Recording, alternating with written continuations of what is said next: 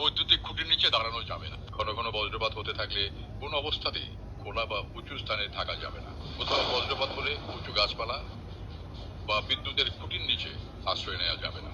ধান ক্ষেত বা বড় মাঠে থাকলে তাড়াতাড়ি নিচু হয়ে যেতে হবে। বজ্রপাত হওয়ার উপক্রম হলে কানের আঙুল দিয়ে চোখ বন্ধ করে নিচু হয়ে পড়তে হবে, কিন্তু মাটিতে শুয়ে পড়া যাবে না। বাড়ির ছাদ কিংবা উঁচু কোনো স্থানে থাকলে দ্রুত সেখান থেকে নেমে যেতে হবে। সবচেয়ে ভালো হয় কোনো একটা পাকা দালানের নিচে আশ্রয় নিতে পারলে। বজ্রপাতের সময় বাড়িতে থাকলে জানালার কাছাকাছি থাকা যাবে না। দরজা জানলা বন্ধ রেখে ঘরের ভেতরে থাকতে হবে। বজ্রপাত ও ঝড়ের সময় বাড়ির ধাতব কল, সিঁড়ির রেলিং, ধাতব রেলিং, এমনকি ল্যান্ডলাইন টেলিফোনও স্পর্শ করা যাবে না।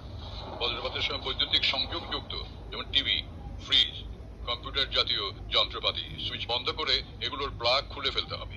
বজ্রপাতের সময় নদী, পুকুর, জলাবদ্ধ কোনো স্থানে থাকা যাবে না। বজ্রপাতের সময় উঁচু গাছ কিংবা বৈদ্যুতিক খুঁটির নিচে দাঁড়ানো যাবে না। ঘন ঘন বজ্রপাত হতে থাকলে কোন অবস্থাতেই খোলা বা উঁচু স্থানে থাকা যাবে না। কোথাও বজ্রপাত হলে উঁচু গাছপালা বা বিদ্যুতের খুঁটির নিচে আশ্রয় নেওয়া যাবে না। ধান ক্ষেত বা বড় মাঠে থাকলে তাড়াতাড়ি নিচু হয়ে যেতে হবে।